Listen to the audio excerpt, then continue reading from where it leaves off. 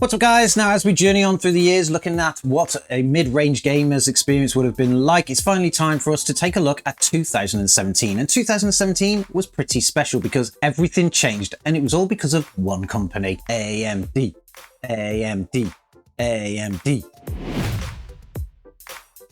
Okay, so all the way back in 2017, AMD finally released their Ryzen processors, and this was an absolute game changer for anybody that was on a slight budget or even buying in the mid-range. They finally pulled their thumbs out from underneath themselves to compete with Intel in a proper way, and they delivered CPUs just like this one here. This is the AMD Ryzen 5 1600. It was, of course, the first generation Ryzen, and this one was extremely popular. It provided gamers with 6 cores and 12 threads for less than £200, which was an amazing bargain at the time. So a lot of people definitely went for this, and it is the CPU that we are using in today's build. Not only did AMD provide these CPUs, but they also provided it on a brand new platform, and that is AM4, a platform that has been deemed one of the greatest platforms of all time.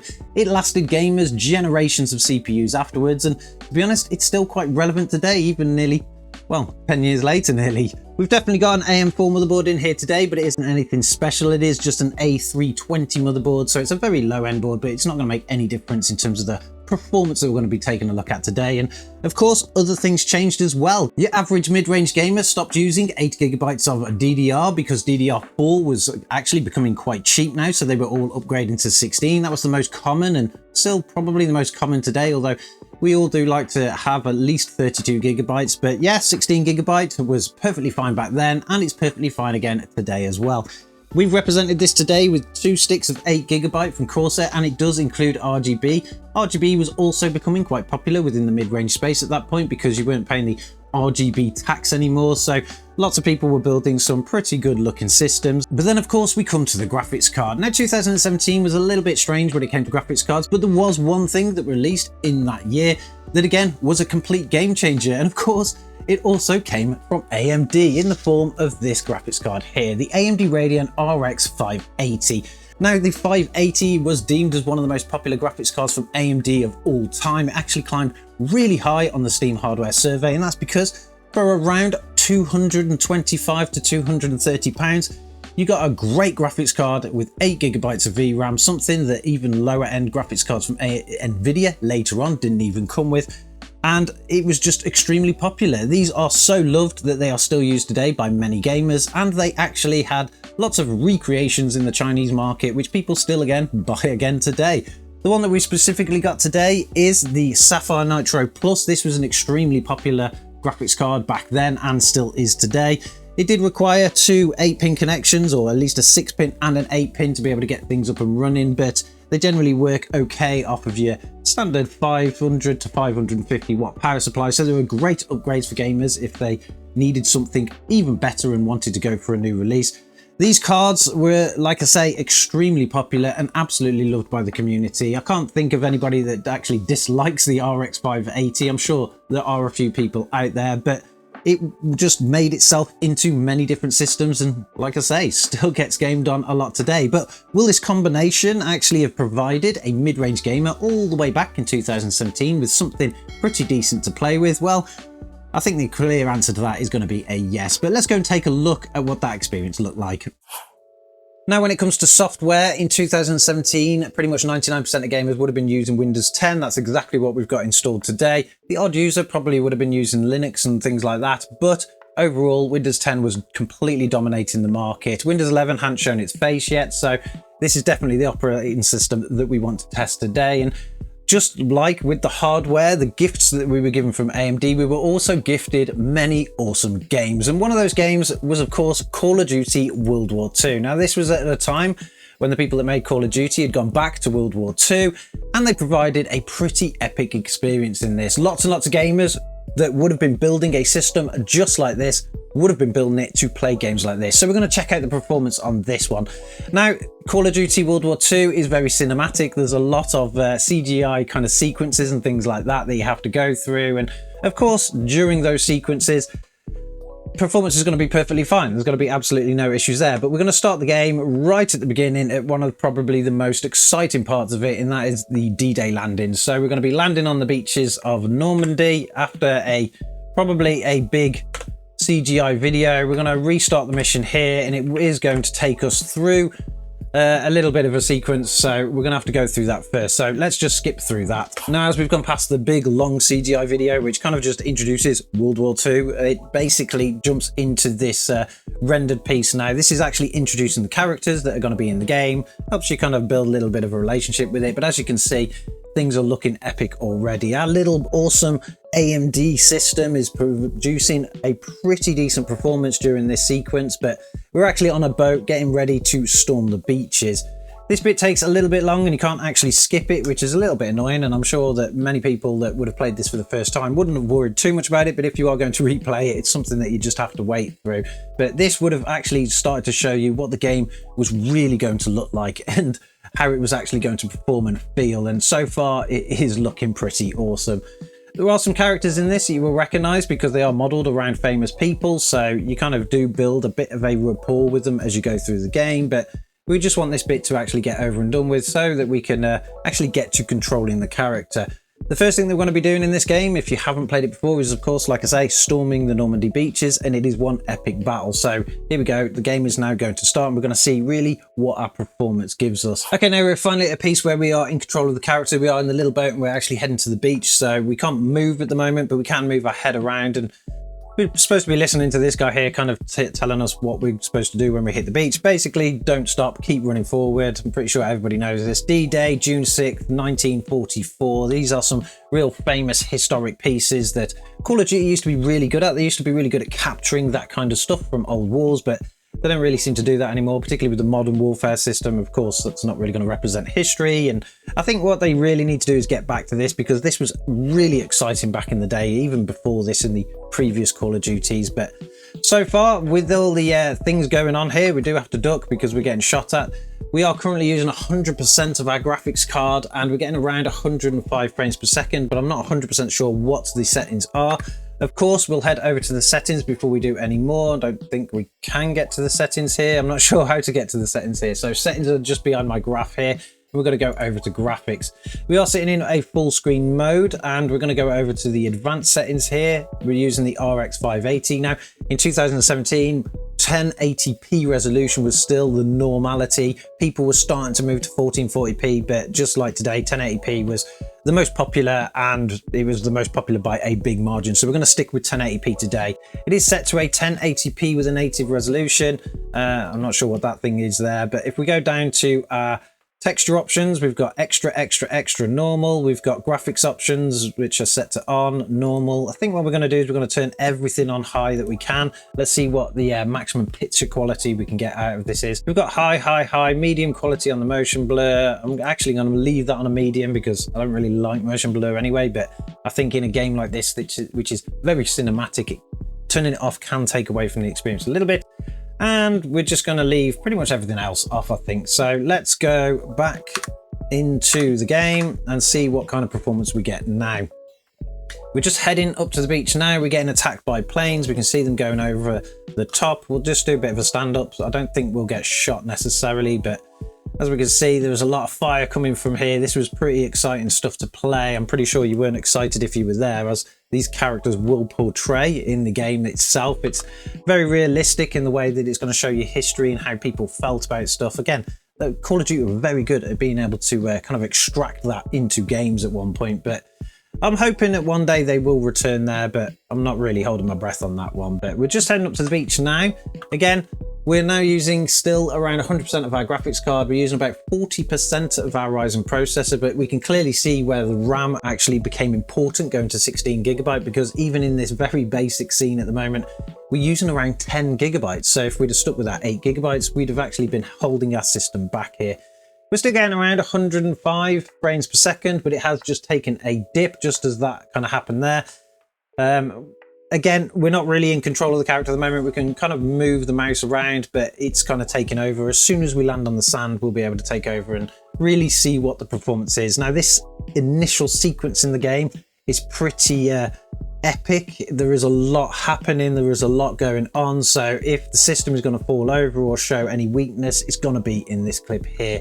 So here we go, we're now in control of our character and we're going to run up the beach a little bit here. There's lots of stuff happening, it's quite a dark screen at the moment, so we're going to land on the sand, another little bit of a CGI video. So when I said that it was very cinematic, this is something you have to get used to in the game. The system kind of takes over by quite a bit, and it kind of seemed to be what they were doing in 2017, not just Call of Duty, but a lot of other games would just take over your character and pretty much play what is like a movie. So you're technically watching a movie. You see it from a lot of the PlayStation games at the time as well. But once you do actually take control, they were pretty awesome games. So we're just about to take control now. We're just going to move off of this person here. And the idea is to get, obviously, to the top of the beach. So let's head up to the beach. Again, it's very dark screened at the moment. I don't know why it's this dark, but we can't see too much. Obviously, it's a standard Call of Duty game, so it's first person, and we're going to be firing up there. We're currently getting an average of around 78 frames per second with a 1% low of 19. So our 1% have taken a little bit of a dip, but what we will do is I will reset those stats a little bit now that we've taken control. We're going to try and run up this beach without getting killed too much. We're going to have to dodge lots of mortar fire, lots of machine gun fire, and we're supposed to reach the seawall there. We're now getting around 110 frames per second, but obviously jumping up with lots of things happening. We're getting an average now of 100 frames per second, and we're actually not using that much of our GPU. It keeps dipping down to around 30 to 40%, and then once some real action happens, we're going to be hitting that 100% again. Just still making our way up to the beach. There's a lot of things happening, a lot of people dropping to the floor. I'm supposed to be able to get to the seafront and then drop an explosive. So let's see if we can get up there.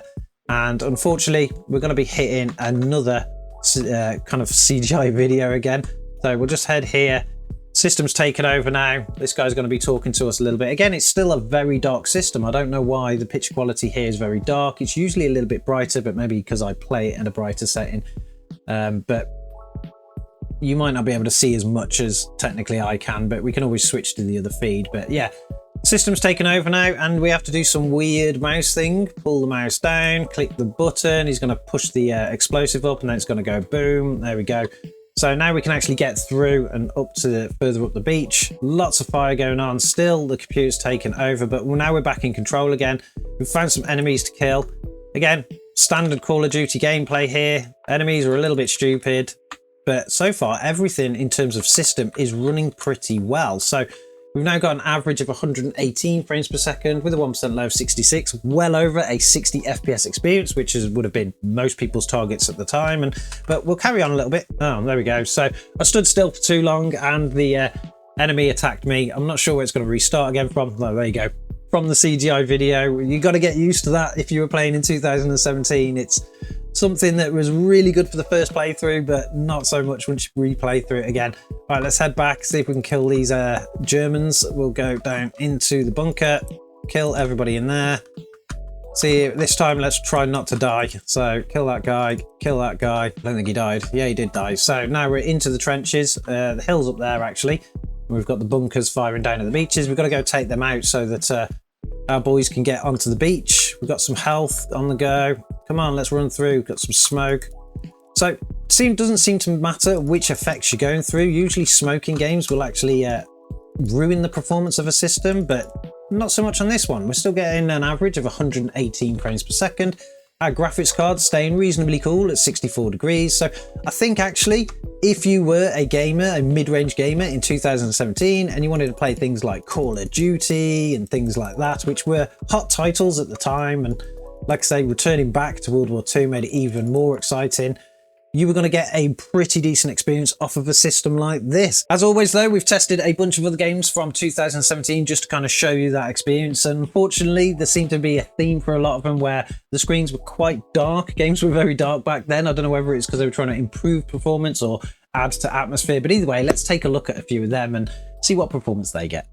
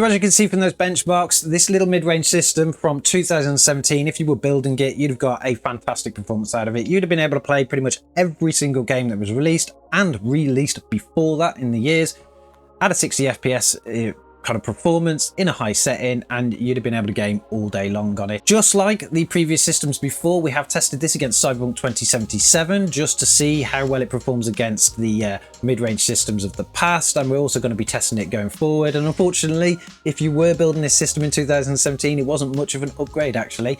Comparing it to 2016 system that we recently tested, you're only getting around 2 frames per second on average extra. That is not really enough to upgrade from your older Intel system with a GTX 1060. But if you were building in 2017 and you're going to go for an all AMD system, this was definitely something that you should have taken a look at, because 38 frames per second on Cyberpunk 2077 is actually reasonably playable. So you could have built a system like this and 10 years later still been playing games, or at least probably 4 or 5 years later, because Cyberpunk 2077 did come out about 4 or 5 years after that one. But there you go, that is the comparison between the systems. Not a massive upgrade in terms of performance. Gamers weren't really getting a lot more for the money, but you were getting something that could actually last quite a while, because like we said before, using the AM4 platform, this gave you a base to build on for many years to come. And you can actually install some pretty new CPUs today in this motherboard and it would still run perfectly fine. But there you go, that is our look at the mid-range gaming experience in 2017.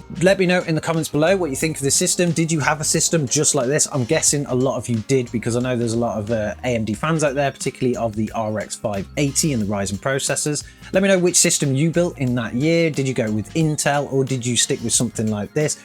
Don't forget to subscribe to the channel to catch the next video, because we're going to be taking a look at 2018 soon. And I'm sure, as always, catch you guys in the next one.